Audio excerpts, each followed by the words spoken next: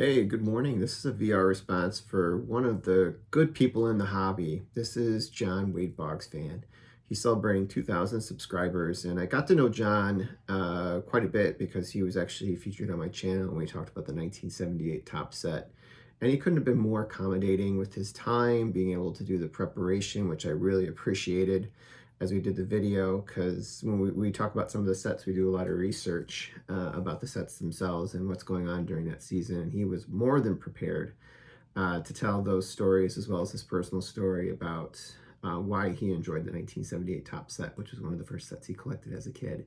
So congratulations, John. He was asking us to be able to do a personal VR, kind of talking about our experience being a content creator on YouTube and what it's mean to us. Just so you know, John, I got the Red Sox game on in the background there for you. They're not doing too hot today with the game I'm watching, but I thought of you when I put it on. And they're playing Baltimore as we speak, who's the team I just saw the other day play the White Sox, and they kicked the crap out of my team and swept them. But all right, so kind of getting to the topic at hand. Again, thanking John for just who he is. He's really a great person for the hobby, and he's helped me kind of like shape my channel a little bit too, as well as some other content creators that are out there. I got to give it to him because he's actually putting content out several times during the week, which is not so easy in my experience. So I got to give anybody kudos who's able to do that, and John's one of those guys. So for me, I've been on YouTube for about 2 years now, and my little list is pretty short but to the point. I joined YouTube because I felt like I had something I could kind of share and contribute to the hobby. And I've been a baseball fan all of my life, and I've done a lot of research on baseball players and teams throughout the entirety of like pretty much the modern era, starting in 1901 going forward, but especially during like sort of the live ball era from 1920 onwards. I'd say my sweet spots like the 1930s to 1950s is where I like spend a lot of my time researching baseball and baseball history and trying to acquire cards from that era. But then I also like have a peak of probably like the late 90s, early 2000s when I was really, really, really into baseball and trying to go to as many games as I could. I still love a game, obviously, and try to go to a lot of games, but it's a very different vibe than it was when I was in my early 20s, and being able to go whenever I wanted because I lived close enough to be able to go to Wrigley Field and Comiskey Park. But anyway, that'd be my first thing is like I like sharing, my knowledge of the game and being able to help people as need be on their channels when they're doing videos, and sharing my collection as well. And finding other people who have some shared interest would be like my second part.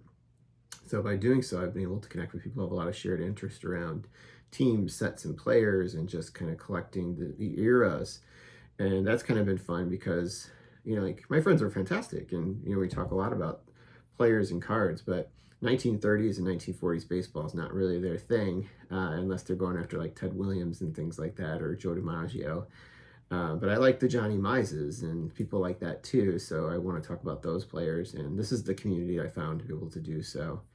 Learning from others has been fantastic. I mean, there's a lot of content creators out there that have more knowledge, especially about pre-war stuff than I do, as well as content creators that are talking about some of the modern card releases and some of the parallels that I'm not as familiar with. And every so often I go after and picking up one because I just think it's kind of unique and cool for the product at that time, because often I saw it first on YouTube.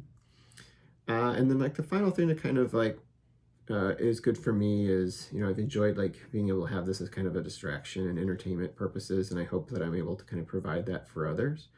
I get very busy doing other things throughout the course of the week, but I always enjoy sitting down and being able to put something together, or sitting down and being able to participate on other people's live stream, either as a participant or somebody just watching it.